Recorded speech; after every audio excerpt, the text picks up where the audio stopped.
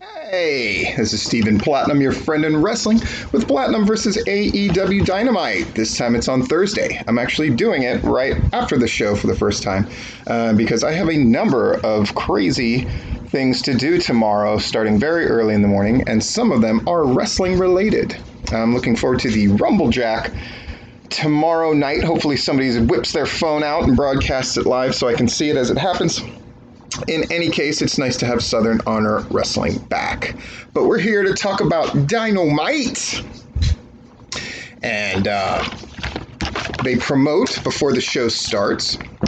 By the way, their lead-in is Ready Player One, a movie that certainly appeals to the demographic that they're trying to get. And they did pretty well on the Saturday edition of Dynamite, and we'll see how they do tonight. One thing I did like about the show, I'll just say that off the jump, is they definitely took their time on things.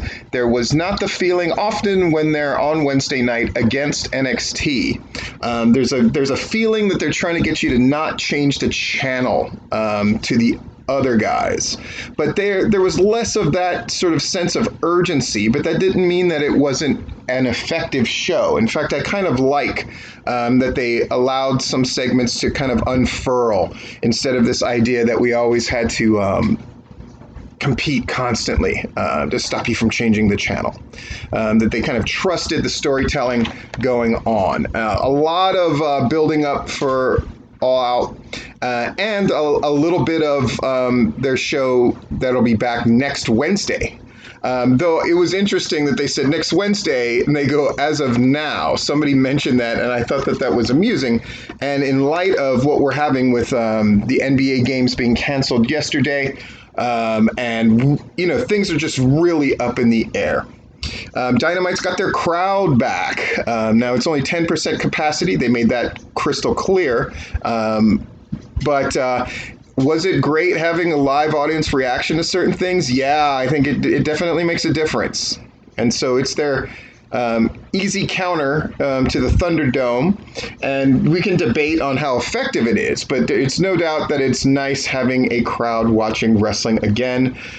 Jericho declares that, Dynamite's back and all that kind of stuff with a great deal of enthusiasm. But before the show starts, they promote the Tag Team Gauntlet, which is one of the first gauntlets that I've ever seen that was actually booked in a logical fashion, meaning, the two teams that start kind of get screwed, right? Because they're conceivably going to have to win 3 matches to get the title shot at All Out against Omega and Page. But here it makes sense. And again, their ratings matter. It's the number 4 team against the number 3 team. The winner takes on the number 2 team, and then the winner of that takes on the number 1 team, who is FTR. Awesome. So they're going to promote the Tag Team Gauntlet, MJF contract signing with Moxley, and then our main is going to be Matt Hardy against Sammy Guevara in a tables match, which is probably the best reason for a tables match that we've seen. It's a pretty good build. We get our standard Dynamite Open, which I enjoy quite a bit. We got Jericho coming to the commentary table, which is something that they promoted earlier. The fans are singing Judas. It's a good reminder that, man, there are real fans out in the crowd again, and that's super cool. Just glad to see it. Makes me feel good as a wrestling fan and a person who enjoys wrestling when any of the companies are doing well. So we got the Tag Team Gauntlet, and number 4 team is Natural Nightmares. Number 3 is the Young Bucks, and Jericho's commentating. All right. A solid match, but where the Natural Nightmares, especially QT, just seem overmatched by the Bucks, but they're putting in a lot of effort. They hit him with that double trigger thing where they basically knee QT to either side of his head, and they get the win. I usually don't go over move by move stuff. To me, that's less important than the general lessons to be learned, what they're doing well, and the stories that are being told. So we have Young Bucks against Best Friends. This match is even more in earnest, and I noticed lately that Trent is always great, and I've been pretty hard on Chuck Taylor in the past. And while he doesn't look much better, as far as in-ring goes, he's definitely holding up his end. There's no doubt about that. It's not just Trent doing everything. So it's good to see. Hangman comes out when the Bucks are about to deliver the Meltzer driver and holds the Bucks' leg that's on the apron. What? And so the Best Friends get the roll-up and the win. And then Paige just kind of walks off. What? Wow. Okay. So we got the best friends who are kind of beat up, and something that I really liked that they did was early on in the match with the Young Bucks. Uh, Chuck Taylor sold his leg off of like an up and over. And FTR notices that right away, so we get a split screen, and immediately they attack the best friends, start beating them down, and working on the leg of Chuck. And they do that throughout the split screen. They use the split screen more frequently than they do not on this night. Eventually, they get that leg lock on Chuck Taylor. He can't escape, so he has to tap out. And so it's going to be FTR getting the title shot against Omega Page at All Out. Wow, wow, wow. Go to a commercial. And we come back. Darby Allin climbing this crazy bridge with the mask of Ricky Starks on, and this bridge is crazy high, and then he jumps off of it, and we don't see him land, but for sure that motherfucker jumped in the water. Nuts. And he's going to be in the Casino Battle Royal at All Out. We have a number of people announcing they're going to be in this Casino Battle Royal. They're doing a really good job of building this thing. It's just really good. It's just solid wrestling booking. Of course, there are things to nitpick and all of that, but overall, this is a show that was meant to build up other shows, next week's Dynamite, and then All Out, and it most certainly did that. Everything had a stake in All Out, or at the very least, the show next week. So we got Sean Malutas, excuse me, against Lance Archer. Good luck with Jake. This is just a squishy squash. Lance Archer thankfully does not pull like he did on Dark when he beat up on Dylan again. He does not pull a staff member out, thank God, but instead decks one of the newer wrestlers who are in the front, which is what it is. It's fine. And he just squishy squashes that man. During the commercial break, we promote All Out. We come back and Jake is talking. It's not his best promo. It's a kind of promo that you cut when you know you're going to get interrupted, and sure enough, he does. And out comes Brian Cage, Ricky Starks, and Taz. Oh, shit. Interesting. Taz and Jake are kind of talking back and forth. Jake is not good at the back and forth on the mic. I think in the interest of realism, he interrupts, but there's just kind of an interruption of the flow, and it feels like it's just people talking over each other. I just didn't like it, and I want to love a promo battle between Jake and Taz. Are you fucking kidding me? But this did not work because Jake was just not down to. He doesn't play tennis, right? And you got to play tennis when you're cutting dueling promos. You just do, or else it's just a mess. Performance-wise, it's a mess. And but Darby skateboards down, really skateboards all the way down to close to the ring and attacks Ricky Starks in violent fashion. Boy, say what you want about AEW when they do a beatdown, with notable exceptions in the past, but when they've done a beatdown, and certainly on this show, it was a beat fucking down, and it looks great. People swing for the fences. It looks reckless. It looks dangerous. It's really good. And Darby and Ricky Starks certainly look great. MJF's going to come out with his crew. He's got a walker and all that stuff. He questions Funny Lee. You find something funny, Lee? Poor Lee Johnson, part of his crew. Aaron there with their plastic smile. They're going to come to the ring for the contract signing. And then we get a little bit about Thunder Rosa and Shida, which is awesome, including a voiceover by Billy Corgan, the NWA president, saying why he sanctioned for Thunder Rosa, the NWA Women's Champion, to be there against Shida. Really great. Again, it makes AEW look like they are leading the way in the pro wrestling world at large, whereas the WWE is only ever concerned with themselves.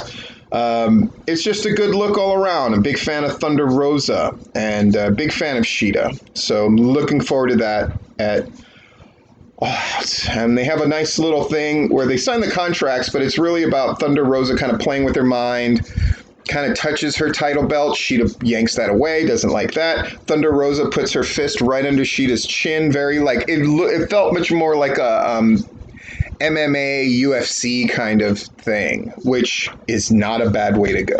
And another great thing about Cody losing the TNT title is I think Shida's going to do what she should have done all along, which is to take on all comers. I think she will benefit much more from that, which is wonderful. Just happy about that. Go to commercial. We come back. This is where I put that note about they're taking their time and they're basically building stuff up. That's what the show's about. MJF contract signing.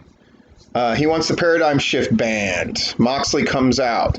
MJF cuts a good promo. I think some of the his press conference ones is the ones that are supposed to be like a presidential speech. I don't think those were as good as people were making them out to be. I get that MJF's really great and people want everything he says to be fucking brilliant. I didn't think those were effective. The promo he cut tonight was very effective. Really, really fucking good against Moxley. Moxley cuts a promo back. They even trade little barbs that you could tell were improvised, and that was good to see. And then, Moxley has outsmarted them. Yes, they're going to get the paradigm shift banned, but Moxley's going to get a tune-up match on next week's Dynamite against the obnoxious lawyer guy. Nice little, really sports entertainment-y moment. But it works. Moxley also announced as number 1 in the PWI 500 this year. Very much deserved. In fact, I think it's interesting that last year's winner was Seth Rollins. And when you look at those 3 guys in the Shield, Moxley has come out on top now, and Seth Rollins is kind of on the bottom. It's just amazing the difference things make. And again, I know people get tired perhaps of me constantly praising Moxley, but it's a great example of how you make a face in modern wrestling, which is he stands alone. That's his moral compass, is he does the right thing and he doesn't need backup. And MJF has all the backup in the world. That's what makes him a heel. It's certainly better than the WWE's thing, which is to constantly everybody points at the other one and says they don't deserve what they have. That's like the only morality that exists in WWE. And it gets really wearying. And it's not very conducive to creating a face-heel dynamic. Moxley manages to be a face in an era where there really aren't faces and heels, it seems, at times. Great. We go to commercial. We come back. Eddie Kingston's talking. Oh, we're another faction right now. Fuck you, we're not a faction. I'm just a guy who's gotten some guys together and we're going to win and kick ass and blah, blah, blah. So, great.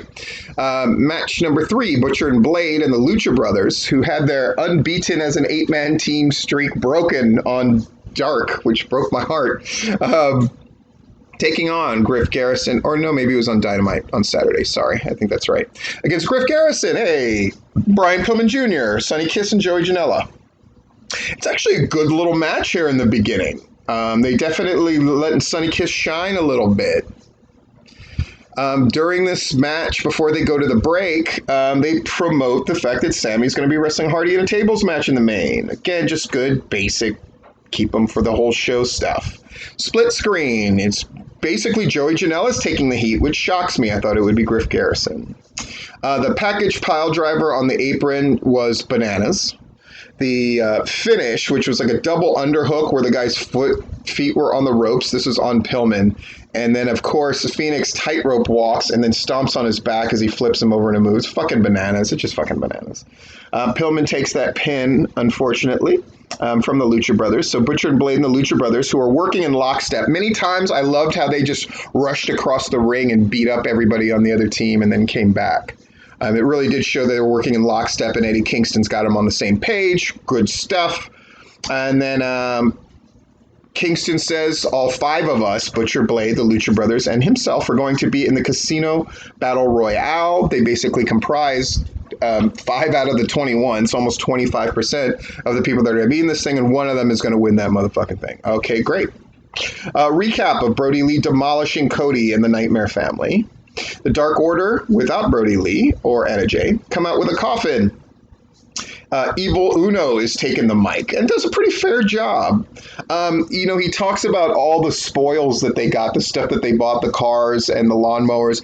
And this stuff might catch people like, what the fuck is this? But I watched for the first time Being the Elite. I may start covering it and doing sort of recaps of it. Because it was explained to me by a friend of mine that it's Being the Elite that kind of made Adam Page so over with the crowd. And it might seem like just a bunch of silly segments and stuff, but it's a product that they put out that inside smart fans know about that matter. And as proven by the fact that, this silly segment of the Dark Order that was on Being in the Elite is now being invoked in this promo. Interesting, right? It's cool. It's different. It's a very different way to do wrestling. That's for sure. So who's in the coffin for Cody? It's 10, and he's got the Nightmare family tattoo on his neck to make fun of Cody and all of that stuff. Brody Lee comes out with Anna Jay. Dustin and QT come out as Brody just runs Cody into the ground. Brutal promo. And declaring, and again, Brody Lee more and more confident, more and more loud. We're getting this dynamic that he doesn't quite respect or get along with everybody in the Dark Order, that there's a pecking order there and some he treats like shit.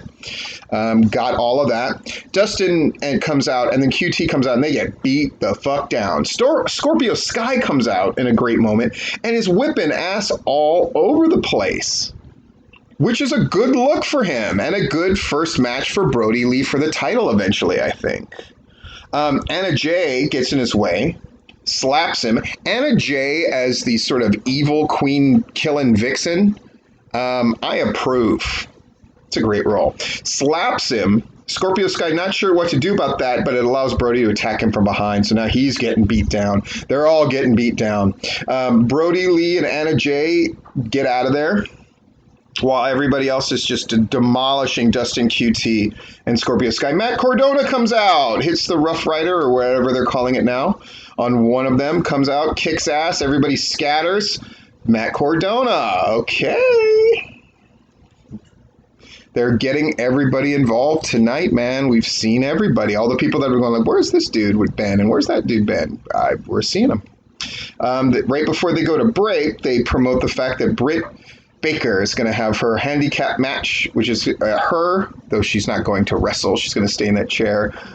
Rebel and Penelope Ford are all going to take on Big Swole. Go to commercial.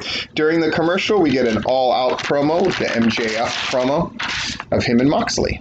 Come back from the break. Dasha's trying to talk to Hangman, who's at a bar, of course, and he's confronted by the Bucks, who throw a drink in his face. They kick him out of the Elite. He looks at them leave. He wants to say something, but he doesn't say anything. And the mirror there is broken, and he looks at his broken reflection. Deep in shit. That's super deep. Number 4 match, Swole against Britt Baker, but not really. Rebel and Penelope Ford. This thing is kind of an awkward mess. Gets the point across. Of course, the heels kind of dominate Swole for a little while. Britt even gets a couple pokes in with the crutch. But at the end of the day, miscue happens, and Penelope gets decked with the crutch. Again, nothing in this looked very clean or very good. But the point is Swole wins, and she's going to take on Britt Baker in any kind of match, because Britt Baker sort of offered up, man, if you could somehow win this, you could pick me, and you could have me in any kind of match you want it all out. So Swole is playing it up right. But that match was it just looked like a choreographed mess. It just did not look good. It did not make anybody look good. Next week's show, we're going to get Santana and Ortiz against the Best Friends. Oh, that's kind of a big one. I thought they would do that at All Out, actually. But that's a big match for next week. Jericho in a tune-up match, as he calls it, against Joey Janela, and then Young Bucks and Jurassic Express versus SCU and Private Party. The winning team on that then face each other, presumably to get a title shot in the future, I would assume. Or why would you do that?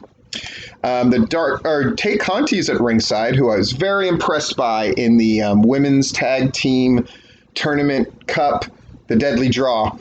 Really impressed with Tay Conti, and the Dark Order give her an offer to join. And apparently she does, and Anna Jay and she hug, but Tay Conti looks a little scared about it. But yay, I'm all for it. I think that's great. I really liked Anna Jay and Tay Conti as a team as well. Easy on the eyes, to put it mildly. All Out, they promote that. See what I'm saying about they're taking their time and they're just promoting the shit out of shit? Moxley versus MJF, of course. FTR against Kenny Omega and Adam Page for the tag titles. Thunder Rosa, the NWA Women's Champion, against Shida for Shida's Women's AEW title. Jericho versus Cassidy in the Mimosa match. And they recap Jericho and company and the Inner Circle beating up Cassidy and pouring champagne all over him. The bastards. Split screen. We got Sammy doing the promo with the cards for a little while. Then we come back and it's Sammy versus Hardy in a tables match. Holy moly, does Sammy get cut wide open? I guess something happens when they made it really clear, which is something I like. They made it clear that you had to be put through the table with an offensive move, that it couldn't just be the other guy gets out of the way and you fly through the table yourself. That doesn't count as ending the match. And Sammy takes one of those kind of spots, and then Hardy misses an elbow on Sammy later and goes through the table himself. Sammy gets cut like a motherfucker, and he is bleeding, and it really does add to the match. They go back and forth. They do good psychology with the tables. There's a bunch of tables set up all over the place. Then Hardy inexplicably puts a chair, an opened upright chair, underneath the table and lays Sammy on it and goes to the top rope. It definitely gives it more of an... I mean, it doesn't make a difference. I get that, but boy, there's something about it that just makes everything seem much more dangerous. But Sammy catches, Hardy stumbles as he goes up to the top rope, which is part of the story because Sammy catches him, superplexes Hardy through the table.